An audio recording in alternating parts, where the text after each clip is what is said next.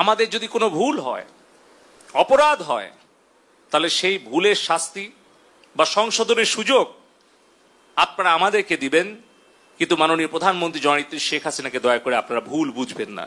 শিক্ষা প্রতিষ্ঠান, ছাত্র ছাত্রী, শ্রমিক, মেহনতি মানুষের কাছে গিয়ে প্রকৃত সত্যটা তুলে ধরে তাদের কাছে আমাদের কোনো ভুল ত্রুটি হলে আমরা করজোড়ে ক্ষমা চেয়ে দেশের জন্য, দেশের শান্তি উন্নয়নের জন্য, নিরাপত্তার জন্য আমরা এই দূরত্ব দূর করার চেষ্টা করি। আমাদের ছাত্রছাত্রী ভাই বোনেরা তারা যদি মনে করে যে এই দেশব্যাপী ইন্টারনেটের সেবা ব্যাহত হওয়ার জন্য কেউ দায়ী, তাহলে সেই দায়ী আমি দায়িত্বপ্রাপ্ত ডাক এবং টেলিযোগাযোগ তথ্য প্রযুক্তি প্রতিমন্ত্রী হিসেবে সারা দেশব্যাপী ইন্টারনেট সেবা ব্যাহত হওয়ার জন্য এই দায় এবং দায়িত্ব আমার, এবং সেই দায়িত্ব সঠিকভাবে পালনে ব্যর্থ হওয়ার জন্য যদি কারো শাস্তি হয় সেটা হওয়া উচিত আমার।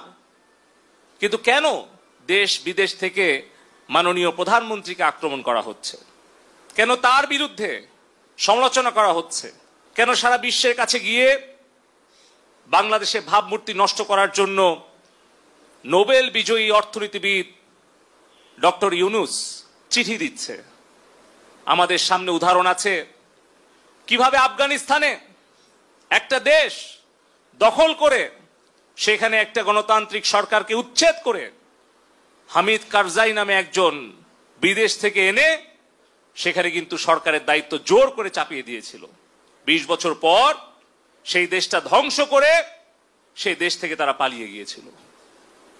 এই বাংলাদেশ নিয়ে আবারও ওই রকম হামিদ কারজাই মার্কা একটা সরকার বসানোর জন্য বাংলাদেশে কিছু মুখোশধারী স্বাধীনতা বিরোধী চক্রান্তকারী বিদেশের এজেন্ট তাদেরকে গুছিয়ে গুছিয়ে আপনারা দেখবেন যে তারা টেলিভিশনের সামনে এসে অনেক ভালো ভালো কথা, মিষ্টি মিষ্টি কথা বলছে, কিন্তু তাদের পেছনের যে ষড়যন্ত্র সেটা হয়তো উদ্ঘাটন করতে আমাদের সময় লাগবে, সেটা হয়তো দেশের জনগণকে উপলব্ধি করতে সময় লাগবে।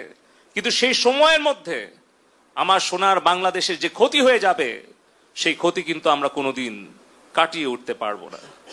সে কারণেই বলতে চাই, আমাদের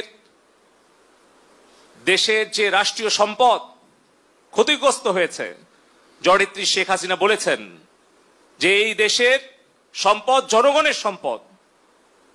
এই বাংলাদেশে এলিভেটেড এক্সপ্রেসওয়ে, মেট্রো রেল, আমাদের স্বপ্নের পদ্মা সেতু, ডিজিটাল বাংলাদেশের যা কিছু অর্জন, এই সব কিছু কিন্তু জনগণের কষ্টার্জিত ট্যাক্সের পয়সা দিয়ে হয়েছে।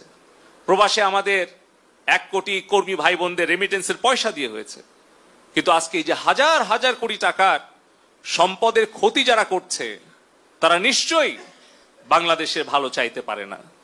তারপরেও মাননীয় প্রধানমন্ত্রী জননেত্রী শেখ হাসিনা বলেছেন যে আমাদের দেশের সম্পদের ক্ষতি আমরা পূরণ করতে পারবো, কিন্তু আমাদের তরুণ প্রজন্মের হৃদয়ের যে ক্ষত সেটা কিন্তু আমরা পূরণ করতে অনেক হয়তো সময় লেগে যাবে। সে কারণে আমি বলতে চাই, আমাদের কারো যদি দায়িত্বে কর্তব্যে অবহেলার কারণে, আমাদের ব্যর্থতার কারণে যদি আমাদের তরুণ প্রজন্ম আমাদেরকে ভুল বুঝে আমাদের প্রতি ক্ষুব্ধ হয়, তাহলে সেই দোষের শাস্তি আমরা পাই। যদি দায়িত্বে কর্তব্যে আমাদের অবহেলা হয়, যদি আমাদের সেই শাস্তি ভোগ করতে হয়, আমরা সেই শাস্তি ভোগ করতে প্রস্তুত আছি। যে কোনো সিদ্ধান্ত মাথা পেতে নিতে রাজি আছি। কিন্তু আমাদের কষ্ট হয় যখন আমাদের কোনো ভুল বা আমাদের কোনো ব্যর্থতার কারণে আমাদের প্রাণপ্রিয় নেত্রী জননেত্রী শেখ হাসিনাকে দোষারোপ করা হয়, তার বিরুদ্ধে সমালোচনা এবং ষড়যন্ত্র করা হয়।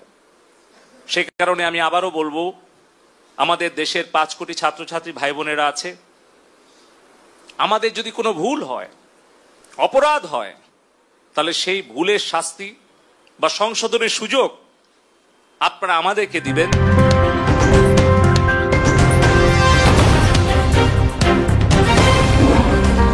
Voice of Tiger.